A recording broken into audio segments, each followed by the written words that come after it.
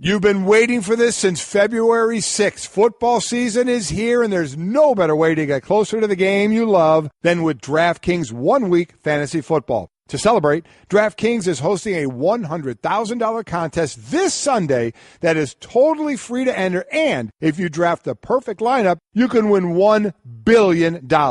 With DraftKings, there are so many ways to play. Choose between public contests with big cash prizes or private contests where you can compete against a group of your friends. That's what I do every single week. DraftKings also has beginner and casual contests where you'll play against people of similar skill level. The best part is you get to draft a new team each week without any commitment. So get to DraftKings.com now and use the promo code REPLAY to play in DraftKings free contest with $100,000 in total prizes this Sunday. And if you draft the perfect lineup, you can win $1 billion. That's promo code REPLAY to play for your shot to win $1 billion this Sunday. The contest totally free to enter, so why wouldn't you try it? DraftKings, the game inside the game. Eligibility restrictions apply. See DraftKings.com for all the details. Football season is finally here, and DraftKings, the leader in one-week fantasy sports, is giving you a shot to be crowned the first ever fantasy football billionaire. Draft the perfect lineup this Sunday, and you can win $1 billion. Just use code REPLAY to play in DraftKings free contest with $100,000 in total guaranteed prizes this Sunday. And if you draft the perfect lineup, you can win $1 billion. It's free. Why wouldn't you try? DraftKings.com code REPLAY. Eligibility restrictions apply. See DraftKings.com for details. This is the best of Mike and Mike podcast. Subscribe now by going to the Listen tab in the ESPN app. The best of Mike and Mike. Back and better than ever. Good morning, Mike and Mike, presented by Progressive Insurance. Our guests on the Shell Pennzoil Performance line, and well, wasn't that a surprise?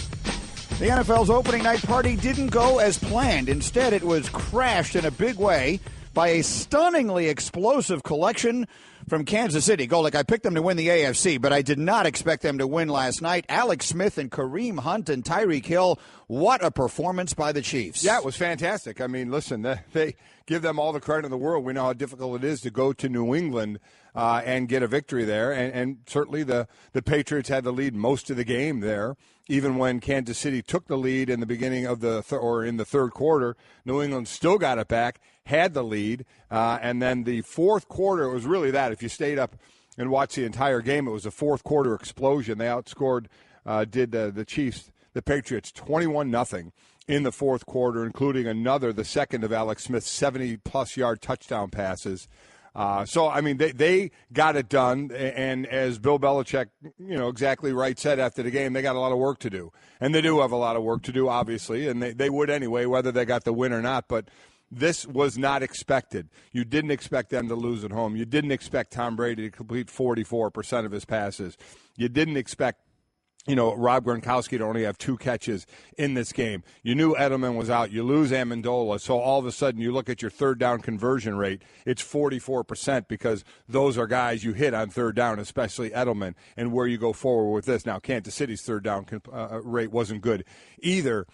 New England missed. They love to go for it on fourth downs, missing on fourth down. So what was I've read articles about when do you usually see the Patriots celebrate as much as they did before that with the huge Super Bowl inflatable trophies out on the field and the score 28-3 and the time left in the game before the comeback, and all that stuff's for the fans. I mean, I'm not going to sit there and say, the players were out on the sideline watching all that, they're getting too big for their britches. People want to start to throw that into it. I'm going to give Kansas City Chiefs a whole lot of credit. And we always say there's a surprise. The Chiefs themselves aren't a surprise. They're a good team. But when a young player comes out in Kareem Hunt, a rookie, a third-round pick from Toledo, who never fumbles in college, who fumbled his first carry in the NFL and lost it, and then goes on to set all kind of records that we'll get into. That was cool to see. That was a very neat thing to see. Yeah, I mean, there's big picture and small picture storylines coming out of this game, as I suppose there are with every game, but never more so than the first game. To me, the biggest big picture storyline, or all of them, are about Kansas City. The notion that New England is now not as good as we thought they were or anything else is ridiculous. Let me put that real quick. New England lost home openers 3 times and went on to win the Super Bowl. They did it in 2001, 2003, and 2014. Yeah, and in 2003, was that the year they lost 31-0 to Buffalo they and lost, then made a trade? 31-0 to Buffalo. Everyone thought that, that's it. Belichick has lost his team. And I think they won up 14-2 that year and won the championship. 2014, though, was recent. They lost 33-20 at Miami. Then they won the Super Bowl. So, yeah, I'm going to not lose my mind on that one, but I am going to look at the Chiefs and say very impressive. Yeah, to me, the big picture storylines here are mostly Kansas City related. Here's another reason why it's not so much New England. Now, look, if this starts turning into several weeks of this, then we can revisit that conversation. Right. And while I have been the loudest, certainly on this show, voice among the it has to start ending for Brady at some time soon, it's not going to go like that. Okay, this last night to me was not a sign that the Patriots are not what we thought they were. Here's the other storyline with the Patriots. The Patriots could easily win their division at 10-6. I'm not saying they're going to be 10-6. No, I'm with you. But they can. Yeah. Kansas City is the team that is in a loaded division. Yeah, they are. With a Denver team that has a great defense and a San Diego, they're not San Diego anymore, the Los Angeles Charger team that everyone thinks is improved, and a Raider team that could be a Super Bowl caliber team. So that's a huge road win last night for the Chiefs, and it's one that might wind up being a big factor down the road. The other factor in this is the Kansas City always, and this was one of the thinking, I wanted to pick, for those of you who weren't with us yesterday, I picked Kansas City to win the AFC. I just didn't want to pick New England. I just wanted to go another direction. I'm with you. And Kansas City always beats them. I mean, the truth is, if you watch these matchups, they always beat them. It was Kansas City beating them 3 years ago that set off all of the Patriots are done conversation and we're on to Cincinnati stuff 3 seasons ago. That's all about Kansas City. So this, while it's a surprise, and while those 3 touchdowns in the fourth quarter, unbelievable, and Tyreek Hill giving the deuces, and this kid Kareem Hunt, who, as you say, fumbled on his first carry and then set a record for most yards from scrimmage in a player's first NFL game. He had 246 yards from scrimmage, breaking the record by almost 30 yards in the whole history of the NFL. I mean, these are unexpected and unimaginable things that Belichick will get cleaned up like that. And I think a bigger number for everybody out there is he gave you 45 fantasy points. What a night. I mean, incredible. It's only Le'Veon Bell they're saying had 51 in a game. Again, just to make the point, a third-round pick who they put obviously right in the mix, fumbled his first carry and lost the fumble. Everybody on the sideline getting to him saying, calm down, don't worry about it. 17 rushes, 148 yards later, 5 receptions, 98 yards later, and a couple of touchdowns there, and 1 rushing the ball, and a hellacious stiff arm a couple of times that I'll show you, highlight throughout this show. It was impressive. You got to give the O-line credit as well for the blocking. Mostly this went up the middle to the right side. He only had 1 run to the left, and by the way, it went for 58 yards. And then Alex Smith, the perpetual game-managing quarterback, is on fire with 4 touchdowns, no interceptions, and he is now one of this. I guess this. You say the stat, and then you say some of the names, and you're like, okay, well, maybe it's not as big as you think. Alex Smith is now 2-0 all-time head-to-head in the regular season against Tom Brady. He joins 3 other quarterbacks. Don't tell me. No, with multiple regular season wins without a loss to Tom Brady. There are 3 others who have multiple wins against Brady in the regular season and have never lost to him. I'm not going to get that. They used to lose to Miami a lot. There's one that's playing right now that we really like, quarterbacking a team out west that we really think is going to do well this year. Is it Derek Carr? No, Russell Wilson.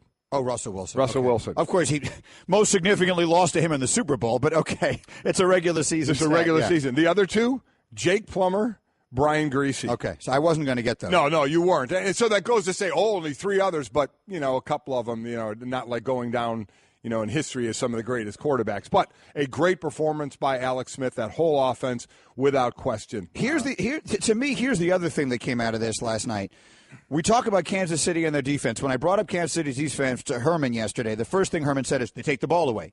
Well, they didn't take the ball away last night, but they had a ton of pressure on Brady. After a season in which Brady basically did not see almost any pressure all year long, they had a ton of pressure on Brady last night. They absolutely did. They had 3 sacks. They were getting it on the corners, Cannon out at right tackle, Solder out at left tackle. They had some problems with the speed rush, and it wasn't sack. There was quicker pressure on Brady. So that they do that well. They had had three-man rushes. When they had three-man rushes, Brady only completed 46% of his passes. Last year was 68% of his passes. He did that. Obviously, three-man rush, you have more back, but still, he's normally good enough to still pick you apart. Wasn't able to do that last night. And they looked like they did a very good job, and you could break this down far better than I ever could. But even I could see watching it that in the early part of the game, they were rushing three guys and dropping all these guys into coverage. And as the game went on, they started bringing more people, and it looked like that even Brady, the great Brady, was not 100% sure where they were coming from at all times, right? They really varied up, what they were doing defensively. They were doing a good job beating the O-line. That O-line that we talked about that had done well, especially on the edges there. Kansas City has fast edge rushers, and it showed last night. And they covered well down the field as well. And as we'll get into, could be an issue going forward with Eric Berry, their all-pro safety. It looks like he has a torn Achilles. Now, it hasn't been confirmed yet, but I think that's what's going to end up. Brutal injuries. Torn Achilles. He's going to be done for the year. Edelman already out for New England, such a big third-down guy. Amendola in the third quarter gets a head injury. He's out. The problem, Amendola, who's a really good, he's just always hurt. I mean, he is always hurt. Listen, that's the one thing. He is always hurt, but he gets hurt. So there's two of the major third-down threats for the New England Patriots that are gone. Dorsett, who they just got in the trade, has to come in, and he's going to have to really elevate his game now. We don't know with Amendola and the head injury. Rob Gronkowski didn't look like Gronk. He just doesn't look like... Does he look lumbering to you? He does. He absolutely does. Listen, this is a guy that's dealing with back surgeries and injuries and been nicked up. So you wondered how he was going to come out. Was he ever going to get back to what he was? He did. It looked lumbering, and what a kind of a turn in the beginning. They go down and score. Kansas City fumbles a ball. New England looks like they score again. A catch by Gronkowski gets overruled, called a touchdown, overruled. They go for it on fourth down. They don't make it one of the two times, and Kansas City goes down the other way, and takes advantage of that. So interesting back and forth in this one. Again, New England had the lead going, until the fourth quarter, and then they got their doors blown off there. So they were obviously in this game, but all the credit in the world goes to Kansas City. All right, let's get this thing cranked up. Mike and Mike presented by Progressive Insurance. You can test drive Snapshot, see how much you could save before switching to Progressive. Visit progressive.com/snapshot. Big numbers. It was the most points ever allowed by a Bill Belichick Patriots team, and that's 307 games, including the playoffs. Kareem Hunt, I gave you the number, 246 yards from scrimmage. Elias says the most ever in a player's first game in NFL history. And here's my favorite stat of the night. Alex Smith threw 2 touchdowns that traveled at least 30 yards in the air last night. Do you know he has never thrown more than 2 of those in any season? He threw 2 of them last night. He's never thrown more than 2 of them in any season in his career. Well, one was evident to throw because Tyreek Hill was wide open. So open. Blown cover. I'll highlight that one a little later. And then the other one, man, he had to see it from the beginning when Kareem Hunt comes out of the backfield, picked up immediately by the linebacker, to which Alex Smith had to be going, okay, this is a win. As Hunt goes straight down the field, and Alex Smith just dropped it right over the top. Here's the quarterback of the Kansas City Chiefs on all the big plays. Not just how they played us, kind of how they played everybody at certain situations, and felt good with them. Like I said, Coach, I thought with timing a couple times tonight was just spot on, and then those guys making plays. You want to be, right, multidimensional. You want to be able to spread the ball vertically. You want to be able to run and pass and spread it out horizontally as well. I mean, you want to be able to be good at all these different things, right? Misdirection, inside the tackles, outside the tackles, all those things. You want to be well-rounded. I think that makes you tough to defend. Certainly, I do think we have that ability. But each week is a different challenge, right? I mean, personnel-wise, scheme-wise, next week will be a totally different challenge, and we have to try to find a way to overcome that and beat that.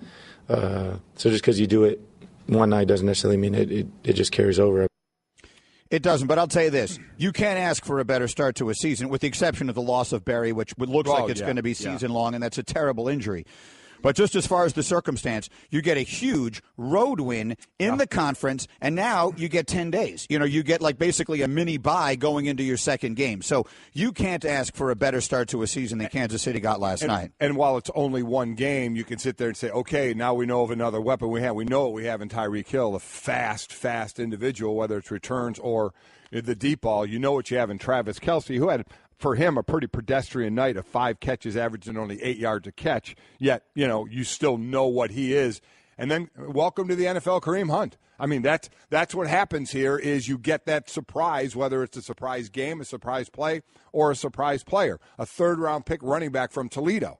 You know, that's, again, I'll say that's where you make your mark as a team. You know, in the first round, someone's supposed to produce, even into the second round, but that third round on, you find those players that can produce. They find a guy in the third round who never fumbled in college, fumbles his first play, and then runs roughshod over the New England defense. Again, credit to the offensive line as well, but a couple of his stiff arms were fantastic. I love the way he runs. He's solid lower body. He gets you that extra yards going forward, and he has some nice moves as well to avoid tacklers. So that was a really, really nice coming out party for him. All right, I want to play a couple more sound bites. We have a little news coming out this morning that I want to get to as well here, so let me go through a little bit more of this. Let's give you Belichick here, and then we'll move to some other news, because Belichick, after a loss, is always particularly quiet. Here he was with his 54-second summation of his team's performance. But we didn't really do much of anything well enough tonight to deserve to win. We gave up 42 points, stopped on 4 short yardage plays. Got to coach better, got to practice better, got to play better. We got a lot of work to do. I mean, that's obvious. So we'll have to get back to work and see if we can improve pretty much everything. Just not good enough. Andy, Kansas City did a good job. Give them credit. But we just really weren't competitive enough, especially on offense and defense. Just made too many mistakes and didn't play well on top of that. Fundamentals weren't good enough. Really nothing was good enough. So we all got to do a better job. That's going to be pretty much the answer to every question, because that's what it was. Listen, certainly was mistakes, and then they were flat out executed. Oh, by the way, Kansas City, against them, they had 15 penalties for 139 yards. They weren't helping their own cause there, yet they overcame that. The bottom line is New England had the lead at halftime, 17-14. You thought they were actually going to start pulling away in the first half. They didn't. They had the lead going into the fourth quarter, 27-21, and they couldn't hold it. And that is in part, certainly Bill will talk about mistakes, but he also, gave credit to Andy Reid and the Chiefs, and as well they should, for what that team did coming on the road and doing that. But I don't want to be in that film session today. Going to be an ugly one. Okay, Mike and Mike, tune in tomorrow. The Indians host the Orioles, presented by Firestone Complete Auto Care. Indians, by the way, won again yesterday. Coverage begins 12:30 Eastern on ESPN Radio, ESPNRadio.com, and the ESPN Radio app. Now, we have a story here that Adam Schefter just reported, and the timing of it is so stunning to me. All right, I'm just going to read you the story. Bear in mind that today in Sherman, Texas, a judge is expected to issue a temporary restraining order to Ezekiel Elliott, which will allow him to continue playing through this season until an appeal is ultimately heard. You all understand what's going on now with the 6-game suspension for domestic violence. One of the things that we have brought up repeatedly during this is that one of the NFL's problems that they have, and one of the things the union is attacking, is inconsistency in application of the policy, which is to say the policy in very big letters says domestic violence equals 6 games.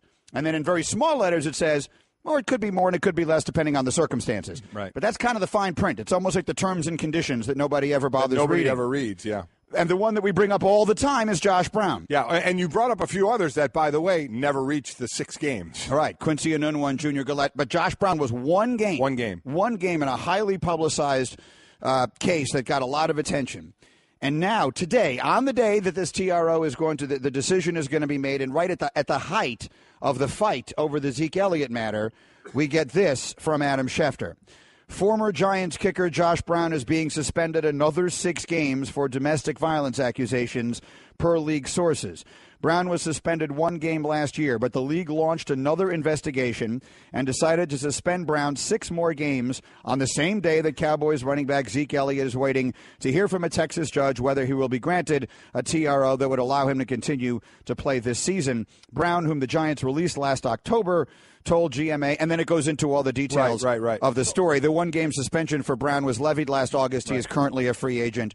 So, Mike, there you go. I mean, what I don't understand, was there new things that came out, or they just went back and they opened the old investigation and did this? I'm not all sure I have I for you here is what I'm reading, so we can try and get a hold of Shefty, guys, and see if he has more details. This is what I have. What I just read you is literally everything I know. The league, here's the wording. Okay. The league launched another investigation and decided to suspend Brown 6 more games. That's what I have. I'm not sure. Listen, we all agree they blew it the first time by not giving them at least the 6 games and that the starting point. Now, again, the CBA and court system are 2 different things that you're dealing with. If this is based off the old investigation, if you do an investigation and punish somebody, can you go back and reinvestigate the same thing and punish them more?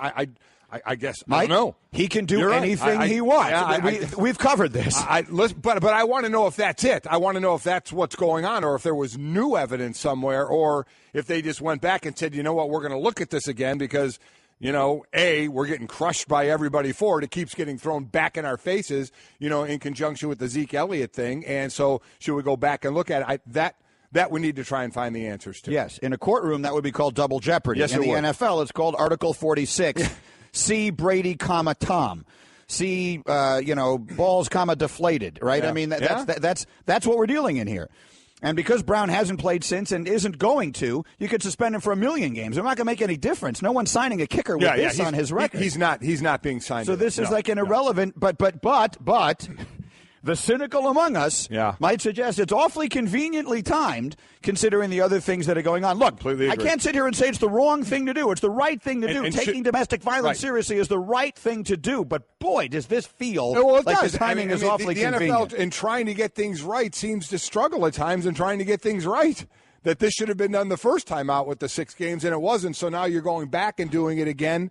Is it off the same old information you had? Is it new information? Yeah, there's definitely some questions there. The best of Mike and Mike. Okay, Mike and Mike very busy this morning again off a stunning performance by the Chiefs last night in Foxborough with 3 fourth-quarter touchdowns to take the season opener.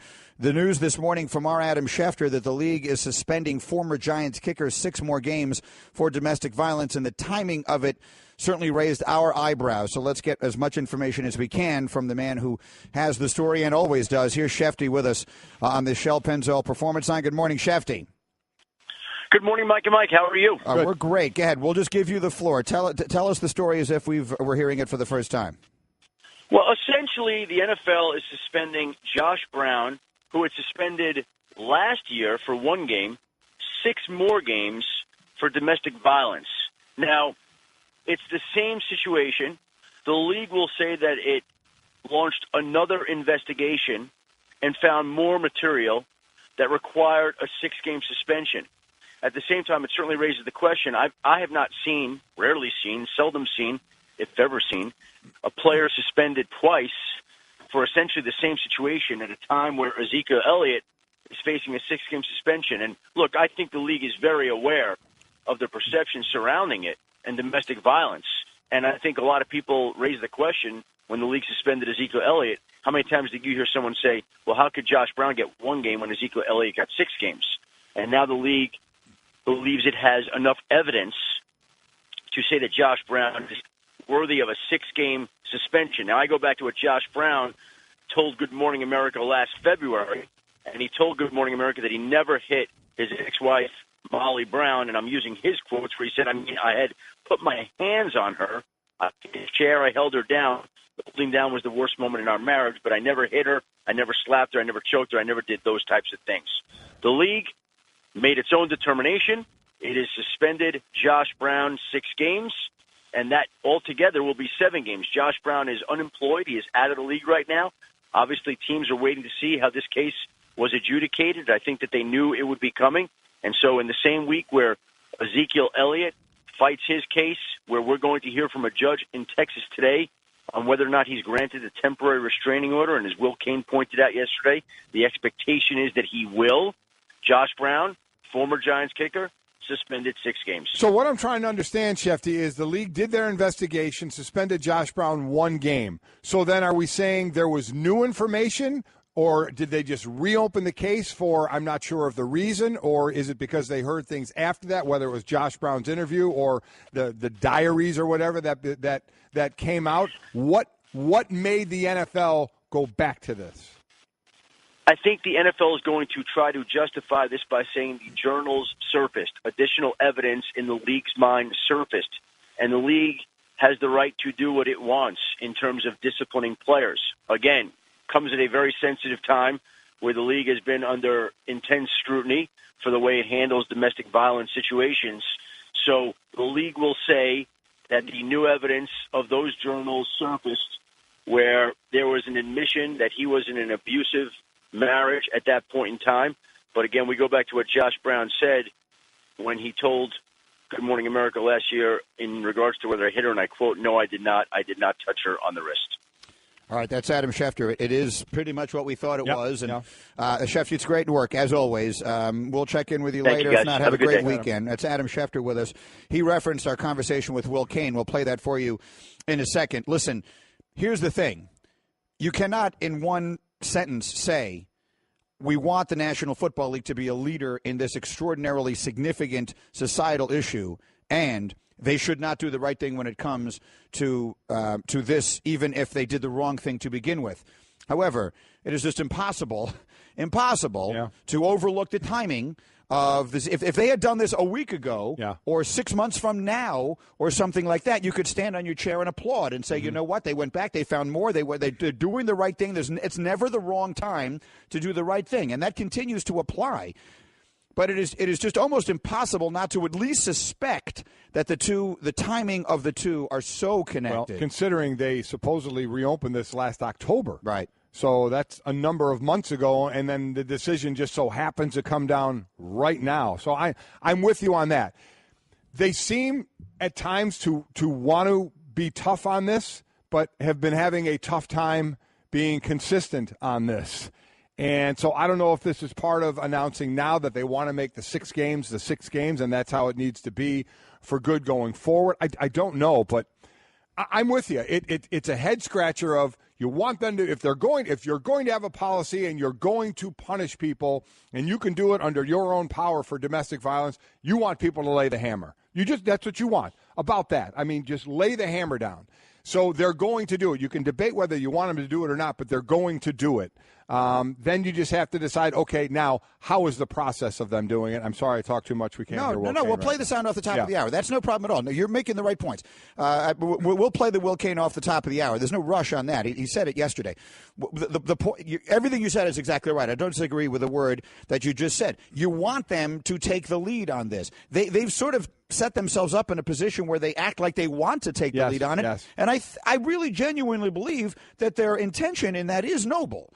So I think they want to do the right thing. Just can't. They seem to really be struggling to figure out how. They really do. And I'm not sitting here telling you that it's easy. Right. Agreed. This is an extremely complicated issue that we as a society have not been able to figure out. Exactly. But they feel like they're fighting two battles at once. One of them is they want to be a leader in domestic violence. The other is they want to win sort of the PR battle when it comes to their stance on domestic violence. And those two seem not to always coincide with each other well. First time skydiving? Sure is. Okay, you just open the door like this and you jump. Wait. Should we be like in tandem? Tandem? That's a great idea. Are you a certified instructor? No, but I love parachutes and I love people. Here we go. You wouldn't take chances with an uncertified skydiving instructor. Don't do it with your finances. Find a certified financial planner professional today at letsmakeaplan.org. CFP. Work with the highest standard. Okay, keep your eyes closed. Okay. I want to show you my first ever painting. All right. Okay. Open your eyes. Oh, that's a lot of colors. And shapes. So be honest. What do you think? Well, I like how if you switch to Geico, you could save hundreds of dollars on car insurance. Oh, yeah, that's true. Yeah. Here, why don't I hold your paintbrush while you call them? Geico, because saving 15% or more on car insurance is always a great answer. Golic is going to make a pick this year every week against the FPI. The Nerds. The NPI, as Golic calls it. Nerd. Maybe I believe we should call it this year Golic versus the Geeks. And it should be pointed out that while you didn't go head-to-head with them, the Geeks are 0-1. The Geeks gave the Kansas City Chiefs only a 25% chance of winning last night. Way to go, Geeks. They had New England a 9.5-point favorite last night, and, of course, Kansas City won straight up. Good thing I didn't pick that. Well, we both had that game right technically in Vegas. We both said Chiefs with the points. Yeah. We both said we thought New England would win, but we didn't think they'd cover. I pick on .com with other people, and I picked the Patriots. Okay, but if you're in Vegas, all that matters is that you had Kansas City and the points. Mm-hmm. Now, there are a couple of really big games on the schedule this weekend, and I'm looking at some of the Nerd Power Index stats on that, but you're going to go head-to-head with them in one game. Which is your game? One game. Again, me against the Nerd Power Index, the MPI. I am going. They give the Detroit Lions, who are at home, just under a 60% chance of winning at home against the Arizona Cardinals. I am taking the Arizona Cardinals on the road to Detroit, getting the win in Detroit. So that will be I'm going against the Nerds, who give about a 60% chance the Lions getting the win at home. I will take the Arizona Cardinals, and I will be 1-0 against the Nerd or the Geeks. I'm with you. Golic against the Geeks. To use a parlance that people are more accustomed to, that percentage equates to about a 3.4%, so just call it a 3.5-point spread. Basically, the FPI is saying the Lions, in their minds, are a 3.5-point favorite. You're taking the Cardinals on the road for a straight-up win. For the straight-up win. Listen, I could have, the ones that were, 74% chance of winning, 71%, I would have had to take the Browns over the Steelers, the Jets over the Bills. I wasn't willing to go down that road. There's nothing wrong with your pick. I'm just trying to put it into terms that people will be more accustomed to. Let me give you a quick look at some of the bigger games on this week's schedule. Obviously, any division game to start things off is critical. Maybe none more so than Giants-Cowboys. Huge spotlight game.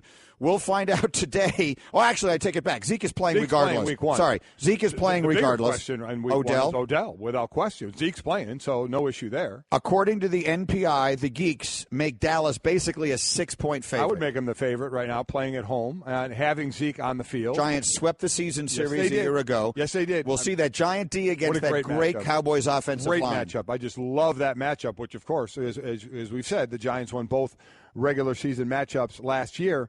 I do lean toward the Cowboys in this one. Give me a thumbnail on that game. Why do you think the Cowboys win? I do think their offense will still continue to roll, that offensive line. They have Zeke out there. That's the matchup looking for against that defense.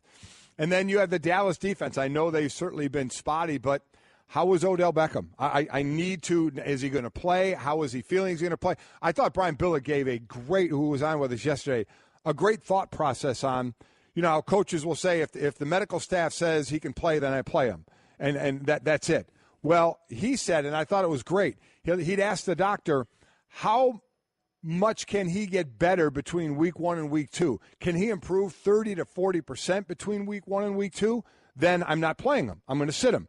They can say, well, he can improve 10 to 20% because he's almost there back full. He can only improve maybe another 10 or 20% He goes, then I'm going to play him. So I thought that was very interesting, and I don't know where that is with Odell. He's barely been on the field. He hasn't done anything. So he hasn't done anything for a while. So to say he's going to play and come back and play with the authority that we know the way he can play, I don't know. And that's their offense. They don't run the ball very well. I know they have other weapons now, but it's Eli to Odell. You're waiting for him to make that play. So that's a big component that we have a question mark about. So I'll lean to the Cowboys. They have Brandon Marshall, who's also been hurt all through the preseason. Right.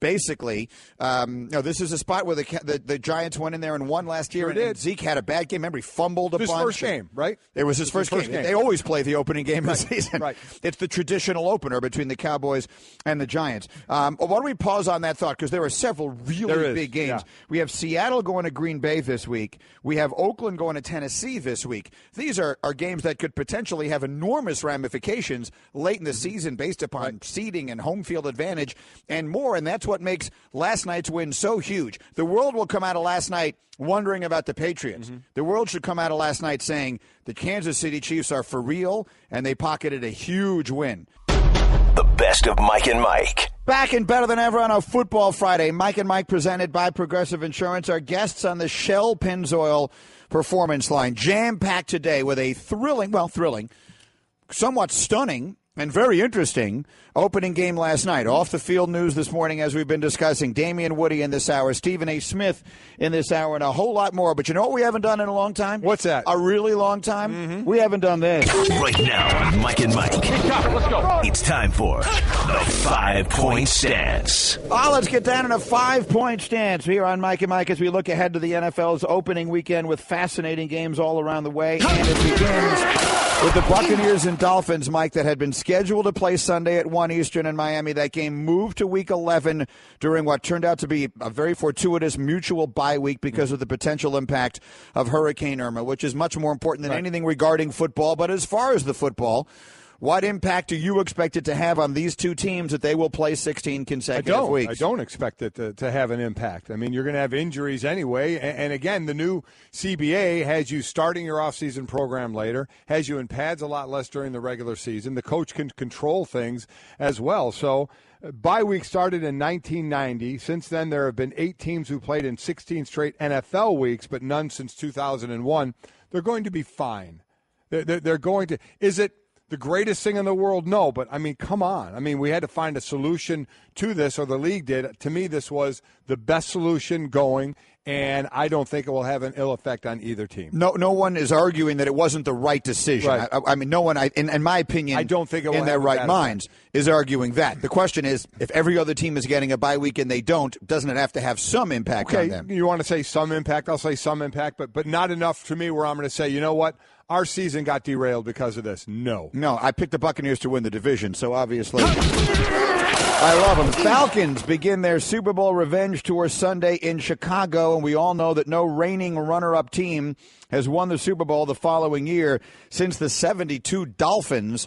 Mike, what do you think of Atlanta and the Super Bowl hangover? But we do know that since 2008 to now, that the only team to not have at least a 10-win season and get back to the playoffs was Carolina a couple of years ago, coming back from a loss in the Super Bowl. That trend has flipped from before that, years before that, when the Super Bowl loser wouldn't even make the playoffs. So you look at this team and you sit there and you say, man, is there going to be the hangover? What's going to happen? But they look as good as they have, especially offensively. Defensively, they're fast, they're aggressive. You think they're going to be there again, but I think Carolina's going to be better. I think Tampa Bay's going to be better. We'll see about New Orleans' defense, if they can be better, which would make them a better team. So don't know. Let me ask you this. Every once in a while, there seems to be sort of a magical connection between a coach and a player. Right. And it feels like Kyle Shanahan and Matt Ryan had that last year. How many times did we have people, I remember Dominique Foxworth sitting here and others, just saying they're game planning their way to these wins. They're killing people with that. That can definitely have So an now effect. he's gone. Can absolutely have an effect on how you work with quarterback and O-coordinator, quarterback and quarterback coach, how they work together going through the game plan. When you're a veteran like Matt Ryan, you're so involved in a game plan as opposed to when you're younger and basically, well, at least it used to be you just get handed a game plan and then you go from there. Now it's made with these quarterbacks, especially a guy like Matt Ryan, and that relationship is key. Yeah, he's replaced by Steve Sarkisian, which is certainly a name everybody knows. We'll see how that turns out and if that offense takes a step back. The Browns start Deshaun Kaiser in their season opener against the Steelers. It is their 27th different starting quarterback since the franchise returned to the NFL in 1999. Candidly, no one has seen more of Deshaun Kaiser than you have with him coming out of Notre Dame. So what's your expectation? Well, I mean, when I watch him, he's a big, strong, prototypical stand-in-the-pocket quarterback who can hurt you running the ball, who's got a unbelievable gun for an arm, throws a great deep ball, but has inconsistencies, which isn't shocking, going now and starting in the NFL. He has accuracy issues at times, but that's something he's going to be able to work on. This is, to me, absolutely the right move to start him because they need to find out what they have. I mean, but then the Browns turn out to be the Browns through no fault of their own. Their top pick last year, and Coleman, the receiver, gets hurt. Their top pick of the draft this year, Myles Garrett, has the high ankle sprain. He's going to miss a few weeks. So, I mean, it's unreal what's going on with them, but Deshaun Kaiser is going to get his chance to say, I'm the quarterback of the future here for the Browns. And the one really important thing to remember, if you're a fan of the Browns, the Indians have won 15 straight games. Next in our 5-point stance, Tom Savage is the starting quarterback for the Houston Texans. This is a team that has, in my opinion, I think everyone's opinion, a championship caliber defense. The last touchdown, however, that he threw in a game that mattered was against Miami. Not the Dolphins. No. the Hurricanes. It was November 29th, 2013. He was the quarterback at Pitt. He has 2 career starts. He's never thrown a touchdown. Mike, do they have enough quarterback play in Houston to go with that defense? Well, listen, when you have a great defense, we saw what the Denver Broncos did. Even when Peyton Manning was a quarterback, they still, as a quarterback unit that year, because Osweiler got in as well, they had, 17 touchdowns and 20-some interceptions? Yeah. The quarterback position wasn't really carrying them. But it they had their veteran defense. moxie, right? I'm Veteran moxie. I'm with you. That's why, if there's a struggle there, they'll make the change, because they're a team that's right there. They're a team that division, the Colts are good. They're going to be down because we have no idea what's going on with Andrew Luck. Jacksonville is just not there yet. To me, it's a battle with Houston and with Tennessee. So if there's struggles by Savage, I would see that move going sooner rather than later to Deshaun Watson. Who everyone seems to believe, and I think rightly so, is the most NFL ready of all the rookie quarterbacks, but he's still a rookie. And by the way, of the rookie quarterbacks who played in the preseason, had the worst stats. That's why I always say, be careful of looking at the stats, and let's see what happens when they get in the real game. And finally, in our 5-point stance, it's Eli Manning and the Giants going to Dallas in a Sunday night game, and Eli has the longest active Ironman streak. He has started 199 consecutive games. Manning will become the 3rd quarterback in NFL history to have an Ironman streak of 200 straight, assuming he comes out of this one healthy. The only others to do it, Brett Favre and Eli's brother, Peyton. So that's not something that gets as much attention. We talked about it a lot with Favre. But I really think about it. These 2 guys, Eli and Peyton, among the careers they've had and whatnot, how good are the Giants going to be this year with Eli if and when they get Odell back and totally healthy? Well, that's the only question. I mean, they can be a team that can make a run because of their defense and that passing game. We know you can live on the passing game on the NFL. That's where we are. But the most amazing thing to me there is 199, Peyton 208. The 199, Brett Favre has 98 more starts. Consecutive starts. Yeah. Than Eli. They never missed. Just amazing. From the time he went on the field to the time he left the field, he never missed a start. Tough as they come. He got hurt at the end of his last year, never came back. Right. So that was it. They were consecutive, and they were his entire career. And that felt good. A 5-point stance brought to you by Geico, where 15 minutes could save you 15% or more on car insurance. Visit them at geico.com or call 1-800-947-AUTO. Of course, we are 1 game down and the rest to come in the NFL. And Golic, for everyone just joining us, we obviously have talked about it a bit here, but for the audience just joining us, is your takeaway, the bigger picture takeaways from last night and Kansas City's enormous performance in that huge 4th quarter? Do you feel you come out of that game knowing more about Kansas City or about New England? Did that game inform you more from the Chiefs side or from the Patriots side? Well, from the Chiefs side, it informed me more that they had their edge rushers, but we knew we had them. The devastating loss of Eric Berry, the Achilles, which is the fear he'll be done for the season. But to me, and you don't want to put everything on 1 week, but for Kareem Hunt, a 3rd-round draft, I'll continue to say this. The 1st-round draft picks you get on the field, you expect them to do something. You may be expecting too much too soon, but that's the premise, that they're supposed to give you instant help on a team.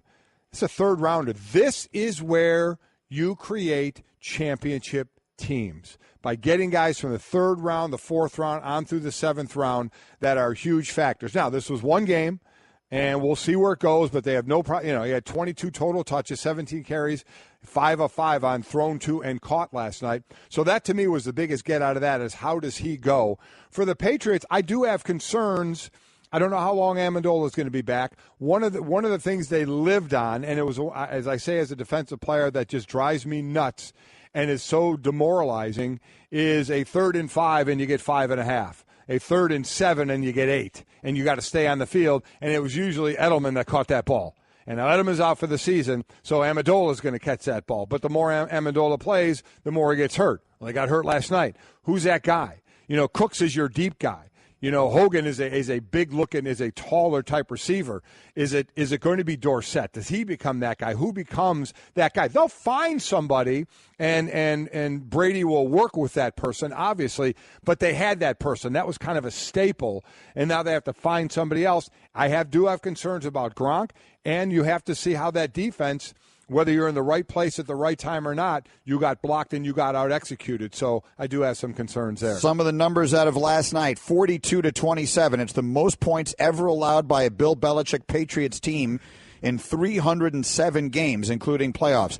Kareem Hunt was sensational, 246 yards from scrimmage. That is, according to Elias, the most ever in a player's first game. The previous record had been 217, shared by Anquan Bolden and Billy Sims in 1980. And maybe more remarkable, Golic mentioned Kareem Hunt, the third-round pick, fumbles on his first touch and then comes back and has that night. And never fumbled in, I don't know if you mentioned that, I'm sorry. In college, Never fumbled in college. And also in this game, what do they say? How do you beat the Patriots? How do you stop Tom Brady? Keep him off the field? Hit him. 3 sacks last night. Yeah. When you get sacked, they hit him all night. You get hit more. And we saw that a couple of years ago when they were going through a lot of old line changes. He was getting hit a lot. But that's what you do. He's a guy that will throw the ball away, to live to another play. But the pressure was coming on him pretty quickly last night, and he was getting hit. That's the way you get a guy who is considered the greatest of all time to complete 44% of his passes. You hit him, you knock him down, you hit him again. And look, I don't want to start this whole debate again, and I'm not in any way suggesting we write Brady off after one tough night. No. But when you're 40, those hits have to feel different than they do when you're 26. So one of the things that we take almost for granted with Brady is that he's going to continue to play because he's very good at not getting hit. But when the pressure's getting in there the way it was last night, and not every team has edge rushers like these guys exactly do. Right, yeah. And look, Belichick will get that cleaned up. But he got hit a lot last night, and that can't be good for a player of any age, particularly at that age. One good thing, and it's a great note by Stanzik, that the 72 Dolphins, they got to pop their champagne early last night. Yeah, so much for 16-0. So who will be? Who will be the team? Here's a good little question for you. Here's a good one. Everyone assumed the Patriots were the team that was going to go the longest this year before losing a game. Well, there's been one game played. They're the only team with a loss. By the way, the winner of Jets-Bills will be alone atop the AFC East at the end of Week 1. Take a picture. Because the Dolphins don't play and the Patriots lost. But that said, which team will go the longest this year without losing a game? It's kind of unfair to say without seeing everybody's schedule in front of you. But there are monster games on the schedule this weekend, and I want to get to those. So let's dive to that. Let's tune in for college football action tomorrow, Oklahoma and Ohio State. That's a great game. It's presented by Goodyear. Coverage starts 6:30 Eastern on ESPN Radio, ESPNRadio.com, and the ESPN app. All right. I want to do some of these games. I was going to play some of the sound bites, but let's dive right into some of the games on the weekend schedule because there are some monster games. Seattle at Green Bay. Our nerds are FPI with this game at Lambeau Field favor the Packers basically by 4.5 points. That equates to a 62% chance to win. A lot of people like a lot of things that Green Bay did during the offseason, making some moves to make that defense better. Obviously, they have Rodgers. We'll see Sheldon Richardson for the first time for real with Seattle. The questions on the offensive line for the Seahawks, running back by committee. What is your expectation at Lambeau Field Sunday? Well, I mean, obviously, Aaron Rodgers, you have him, so you have a huge advantage in my book. And again, Martellus Bennett, the tight end, with the receivers they have, including a Jordy Nelson and a Randall Cobb, of what you can do on the outside to open up what Bennett can do, or if Bennett starts to become that threat, what Bennett can take away and own the middle of the field to open up the outside for the receiver. So they have the weapons there. I still wonder about their running game. And then defensively, I mean, they've been working on DBs forever on that defensive side of the ball. Now, it's not like Seattle is this pass-happy team, but you have a very smart quarterback in Russell Wilson that could take advantage of situations. I'm interested to see how the three-headed monster goes from the rushing attack from Lacey, and you have Lacey, you have Rawls, you have Procise, who can be that mismatch coming out of the backfield. The line certainly does concern me. I still think Jimmy Graham has been getting more and more involved in that offense. Jimmy Graham can, get elevated back to see if he could be one of the top tight ends in this league again. I love his athleticism. In Green Bay, I mean, and Aaron Rodgers, we both picked Seattle to make it to the Super Bowl. I could easily see Seattle winning this game. The matchup is obviously the Seattle defense against Aaron Rodgers and the offense. I mean, do I sit there and dare say Seattle goes on the road to Green Bay in Week 1? And now, certainly for Seattle, it's way better to go to Green Bay in Week 1 than Week 11. Right? There could be a lot of snow on the ground. So this is a great chance for them to get it done. I got a sneaking suspicion about the Seahawks in this one. Meaning they're going to win. Going on the road and winning this game. I do too. And here's the other thing. Is it overstating it to say that these are probably the two most frequently picked teams in the NFC to go to the Super Bowl? Probably these two and the Cowboys, Zeke dependent. So Is it overstating it to say this game could wind up determining where the NFC Championship game is played?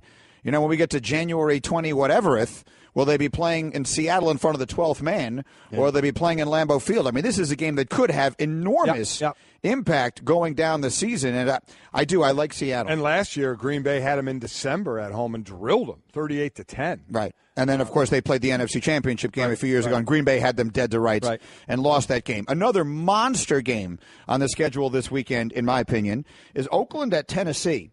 Now, this is a fascinating one because you got the Raiders going east.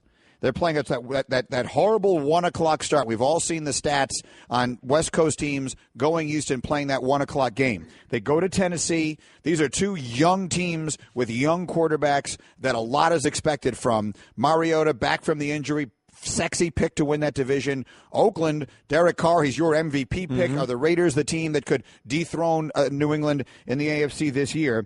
The FPI has this basically at Pick'em. It's a 1.5 point spread in favor of the Titans, who are at home. So you got Tennessee. Call it 1.5. At home, Raiders. How do you see this? I lean toward the Raiders on this one. That big offensive line. The question marks for Tennessee. They have an excellent offensive line, especially on with Taylor Lewan and Conklin at tackles. Two excellent running backs in Derrick Henry and DeMarco Murray. I love what the quarterback is doing. So I like what they have on offense. Their defense, I think, is coming along, but you're starting out against this big offensive line from the Raiders. They're going to try and be a smash-mouth rushing attack to go along with Derek Carr and his passing. Khalil Mack, you know, he's a guy that people are starting to say, can he take that next level to be that defensive player of the year? Up in that category, like a Luke Kuechly, a J.J. Watt. Can he kind of be that guy that you move around everywhere and kind of take over a game? So I like Oakland. I picked them to win the division. I also picked the Titans to win the division, but I think Oakland's a better team at this point. So I'm going with two road teams here. But we're having Seattle beat the Packers and the Raiders beat the Titans. And the Raiders don't mind going east. Now, this is one of those that it's sort of like the sportscaster jinx. The second you mention it, it goes the other way. But the Raiders have won 6 straight games that started at 1 o'clock Eastern time. It's actually tied with the Patriots for the longest active streak in the league and tied with the 49ers in the 90s for the longest streak by a team from the Pacific time zone in the last 25 years. That statistic and so many that we have here come from the Elias Sports Bureau. So they've come east and played well. Yeah. First game of the season, it's just so tough to figure out. Oh, it absolutely is. Thinking of John Gruden. So my gut feeling is that the Raiders are the better team, but I have a feeling the Titans are going to win this game. I don't know why, but I have a feeling the Titans are going to win this game at home. I'd like to see if Tennessee can be a little bit more explosive. They tried to address that in the draft. The one thing the Titans have not been, as Mariota has been improving, he's been unbelievably good in the red zone, and they have good tight end play in Delaney Walker, and they're big and physical and mean, and they smash the ball on you. Can they be a little bit more explosive? And if you can't be an explosive team, Brian Billick always has that toxic differential with big plays and how significant big plays can be. Can the Titans have more of those? Can they have more explosive offensive plays? What a difference that would make. That's what they looked for when they grabbed the wide receiver Corey Davis from Western Michigan in the first round. So that's exactly what they're looking for. They have that offensive line. They have that rushing attack. They need to have some big playability down the field. Here's how bad. Just as a quick thought, and every single day you're gonna have to just indulge me 90 seconds on the Jets. Oh. Okay? Can I have 90 seconds on the Jets? I'd rather you take 10 seconds. The NPI makes the Jets the biggest underdog of the entire weekend. Now, don't count. Okay. The NPI makes the Jets basically a 10-point underdog this weekend at Buffalo, a Buffalo team of which very little is expected. That is a bigger spread than they have on Pittsburgh-Cleveland. So Pittsburgh is a team a lot of people think is going to the Super Bowl. Cleveland was by far the worst team in the NFL last year, and starting a rookie quarterback, they actually have the Jets. Granted, the Browns are at home and the Jets are on the road, but even so, they actually make the Jets a bigger underdog at Buffalo than the Browns are against the Steelers. If you want to feel any better, the nerds have the Jets second to the Browns as far as they have the worst team in the sport. The Browns as the worst team to win this week. They have the Jets as second. Right? I'm reading that right. No, I don't believe you are. That's the reason that the Jets are the biggest underdog. Browns, 74%. Steelers, 74% chance of winning, 9. So why do we have two different sheets? You know what? The sheet you have, the sheet you gave Golic might have been when Tyrod Taylor hadn't been announced to come back yet. The one I'm looking at has Buffalo by 9.8. It actually has Can the I Jets ask you a question? Either way, does it really matter? No, both are going to lose. There you go. Mike and Mike, we've made our way over to the GNC Lounge, and that is where we find our friend and colleague, the one, the only, Damien Woody, has taken a moment away from his Twitter feed. where only a moment. A fascinating follow on all kinds of topics. He's tweeting about football. He's tweeting about politics. You do a wide variety of things. Yes, you do. I try, man. I try to serve the people, Sending his kids off to school yesterday, an adorable picture. But you have quite a few. I have a tribe. How many kids do you have? 7. 7 kids. I have 7. So my wife is she's feeling pretty good right now. 7. Now, how old were the ones you sent off to school yesterday? Man, 16, 15, 13, 10, 9, and 5. My goodness. Yeah. Holy smokes. I'm pretty exhausted. impressive that I remember that, right? I'm exhausted just hearing that. Yes. Yeah. All right. And, man, you must sleep soundly. Man, I'm getting good sleep. I'm getting some good sleep, man, because when they come home from school, they're done. Yeah. Mission accomplished. I'm good. All right, I'm guessing Bill Belichick didn't get a lot of sleep last night after the way his defense looked, after the way his offensive line looked, and a few other things. You played for Belichick for years, so give all of us a sense of what this morning is probably like for those players when they show up. Oh, man, that Wednesday morning film session is going to be a monster. I've been a part of that. But this is great. If you're Bill Belichick, this is a great thing because what happened last night is a very teachable moment.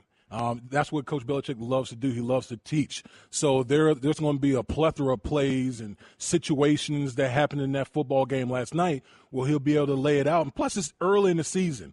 When we traditionally talk about the Patriots, they want to get better around Thanksgiving, November. So to have these things happen now and be correctable, I mean, that's a great situation for the Patriots. So let's start on that side of it with the Patriots. What did you see that you think could plague them still going forward? We know they're great game planners and such, but what can last badly for them? Okay, so a couple things. One, going into the game, I thought, what is the Patriot offense going to look like without Julian Edelman?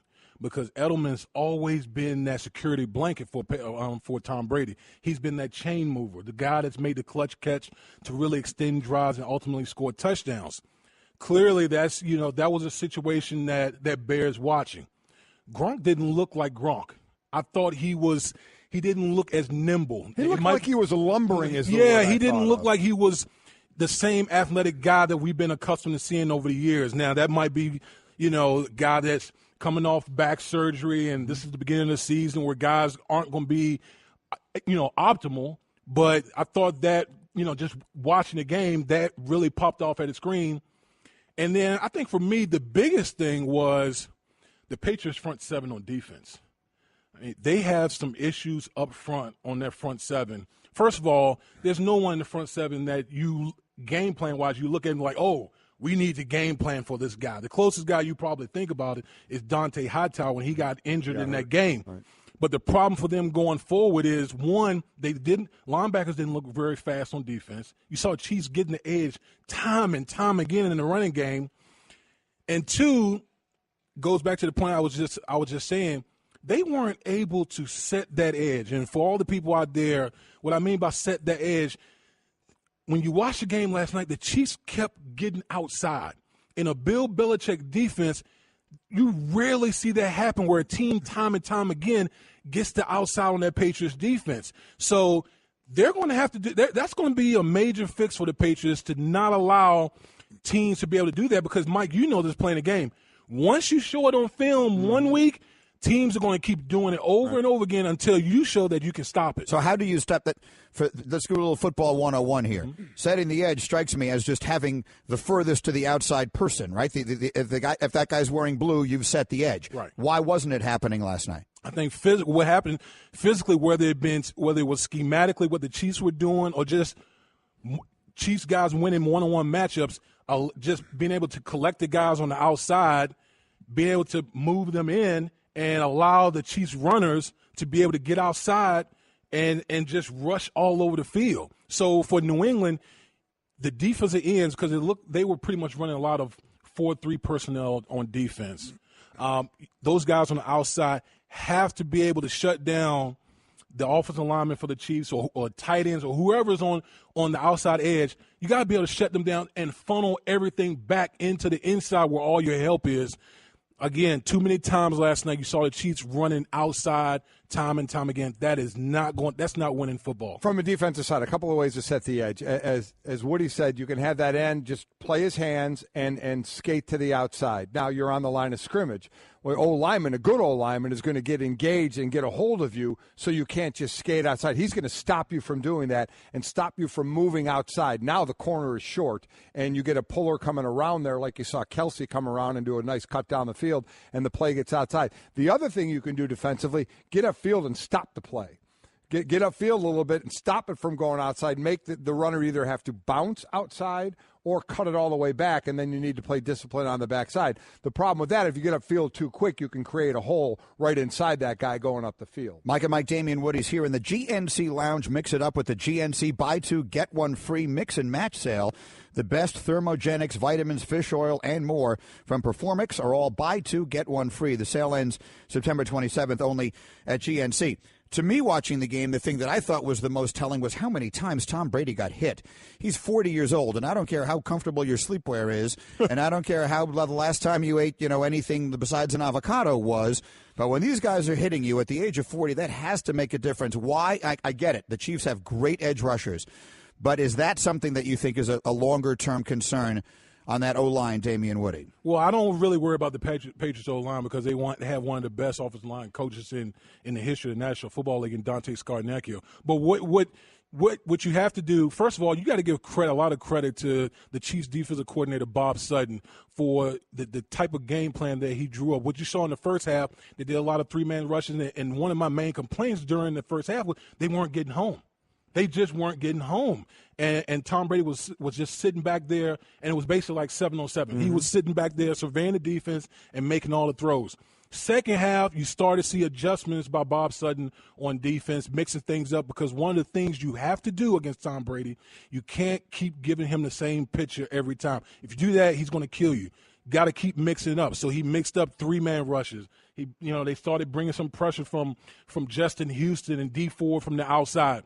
Once you start doing it, combined with the coverage on the back end, guys playing man-to-man coverage, and that's really key in getting pressure. Right. The back end of the defense really has to hold up so those guys can get home, and that's what you saw from the Chiefs. They were able to lock those guys down on the outside and allow Justin Houston, D Ford to get home, and they just started getting more and more pressure in the second half. So let's look at it from Kansas City's side now and the positives for them going forward. Losing Eric Berry, that's a huge hit for them with the Achilles. But looking at them, what did you see that said, okay, I can see this happening in week 2, week 4, week 5? Well, I think, the most encouraging thing, for the Kansas City Chiefs is explosive plays offensively. Mike, in this league, you can't dink and dunk and expect to win a whole bunch of football games. You have to have explosive plays because it's so hard to drive the length of the football field for a number of plays and be able to score points. You got to have explosive plays to really help your team to generate a lot of points in this league. And what you saw from Alex Smith in that offense, boy, did they exploited matchups, and they got a bunch of explosive plays, whether it's from Kareem Hunt, right? Tyreek Hill, a bunch of different people contributed to those type of plays. And what it does is just flips the field. It flips the field quickly, puts the defense on his heels, and again, they were able to exploit matchups. So is this a new Alex Smith, and why did we see this last night when this has never been his MO? There's so much talk that the Chiefs.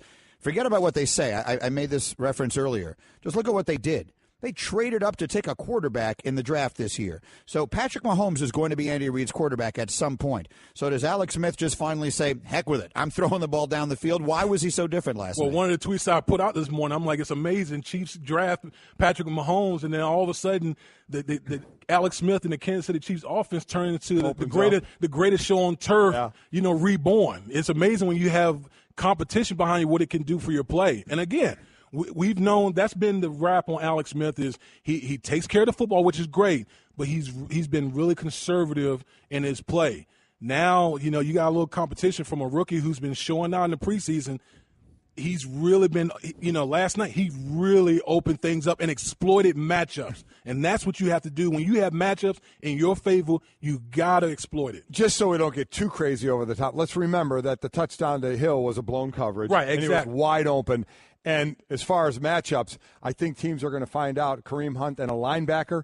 As I showed on that play, when you saw that man-to-man and Kareem Hunt coming out of the backfield, you had to be thinking, uh-oh, and it was uh-oh. So there were a couple of situations where it was right there for Alex Smith to go deep. Think about this. I tell people all the time, the Chiefs had 138 yards in penalties. They lost the turnover battle, and they won running away in Foxborough. Mm-hmm.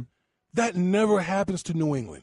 New England is one of those teams where their whole philosophy is more teams find ways to lose games than win them. And for the Chiefs to be able to overcome all of that and still be able to get a win in Foxborough, it's a heck of a job by Andy Reid and the Kansas City Chiefs. The best of Mike and Mike. I'm thinking of. Yeah. We do this every year. We have our group that plays DraftKings. Yes. It's in your family, my family. Darius Rucker jumps in it as well.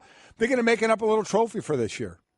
Maybe a little belt. A little something. We'll keep track of who wins the most money and then hand it out at the end. I'm good with that. Yeah. Some sort of – I'm much more good with that than – I would much rather have the celebration of the winner than the punishment of the loser. No. I've gone through enough of those. I saw enough of that, and we're not doing that. Let's just give the winner something and let them gloat. The question is that we've done in the past – you can set these any way you want on DraftKings. Right. So I've set it so that the first place finisher every week gets some money, and the second place finisher gets a little bit less. We're going to have. We were just counting it up. We're going to have as many as 10 people playing in these head-to-head matchups. Why don't you? You're the one who kind of sends out all the. Why don't you send one out and see what people think? So maybe we'll all the way down to a third place. Maybe we'll get one first, second, and third. The one thing I can say is that it is a lock that Stace will not win this week because Brady has already played. Good point. Her quarterback is Tom Brady every single week. Her team will have no quarterback. She might play without a quarterback. Yeah, exactly. She'll petition to do that. All right, Mike and Mike, let me give you forward thinking here. It's brought to you by Geico. 15 minutes could save you 15% or more on car insurance. Visit them at geico.com or call 1-800-947-AUTO. We got a doubleheader this Sunday, the NFL on ESPN Radio. The Eagles travel to Washington, and then Game 2 is the Rams hosting the Colts. Coverage starts noon Eastern on ESPN Radio and on the ESPN app. Great to have a full Sunday of NFL action. And with that, NFC East, we talk a lot about the Giants and the Cowboys, but Washington and Philadelphia, where are they right now with Terrell Pryor taking over as the number one receiver? Kirk Cousins yet again rolling the dice on himself. Where is that defense right now? Carson Wentz ready to take that next step for this offense. Rams favorite over the Colts. Again, Andrew Luck not playing. Jared Goff, 7 starts last year. It seemed like everybody wanted to run him out of town already. He gets and been looking pretty good this preseason. Where does he go? Where in his development? He's still got a ways to go, obviously, but now, it is his team from the jump, and let's see where he takes it. The television rating for last night's game is in. The rating is a 14.5 for the NFL kickoff game. I'm just going to read you the comparisons. That was down 11% from last year and down 18% from the year before. For what this is worth, I understand that there was something in the rating this year that in Houston and in Miami they did not count, and you'll have to forgive me. I don't know if that's because due to the extraordinary circumstances in Houston after Harvey and now in Miami with the pending concerns about Hurricane Irma, it's possible the game wasn't shown there last night. Someone could let me know that. I'm sure the Lebitard guys could answer that question immediately. For some reason, that seems to have impacted the rating. Now, whether that affected it enough that it would have made this kind of difference, I honestly don't know. This is the rating. This is what we do know. And what I'll say about it is this. You can look at that one of two ways. The numbers are down. Television ratings in general are just down because of how many more things there are on television at all times and the fact that younger generations of people just don't watch television the same way older people do. The other is that's going to be the highest-rated show of the week. So, I know what 14.5 looks like. Right. So how do you rationalize it? Boy, the NFL is not as popular yet. It's still the most popular thing people watch. Yeah, look, they're not going to want it to be down. You never want down. No, you do not. But, no, you do not. Al Michaels was on with us, about a week and a half ago, and he said people keep talking about how no one's watching the NFL. Well, I look at the end of the season, and we were the highest-rated show on TV for the entire year. Sunday Night Football on NBC was, and then I think the Thursday nights between NBC and CBS were like 3 ESPN4 or something like that, the most watched shows on television. At this point, that's all you can be. Yeah, that's all. But you can still say, but not as many people are watching. You were just winning by so much that people may be catching you. And the way to look at it from a sports side is the other big sports. How are their ratings? At the end of the year, when you put it all together, is everybody down? Is somebody up? Is somebody gaining while others are losing? I mean, there are ways you can put all of this into perspective. One way or another, let's try and put into perspective the opening game of the season. Do you believe that we should be more optimistic based on the Chiefs' performance last night, or more pessimistic based on the Patriots' performance last night relative to whatever your expectation for that team was? I do have concerns with the Patriots, with the Edelman injury, the Amendola injury, how Gronk looked to me in starting out the season. But I look more to the Chiefs, who I liked as a team. And now the Eric Berry injury really hurts. But they looks like, at least from week one, got themselves a nice weapon in Kareem Hunt for the running back of today. 5 catches out of the backfield, a mismatch you find in the passing game to go along with a running attack. That is huge. Football is back and better than ever. A full slate of college games tomorrow, a full slate of NFL games on Sunday, and we'll be back and better than ever to talk it all over with you on Monday. See you then. Mike and Mike. First time skydiving? Sure is. Okay, you just open the door like this and you jump. Wait. Should we be like in tandem? Tandem? That's a great idea. Are you a certified instructor? No, but I love parachutes and I love people. Here we go. You wouldn't take chances with an uncertified skydiving instructor. Don't do it with your finances. Find a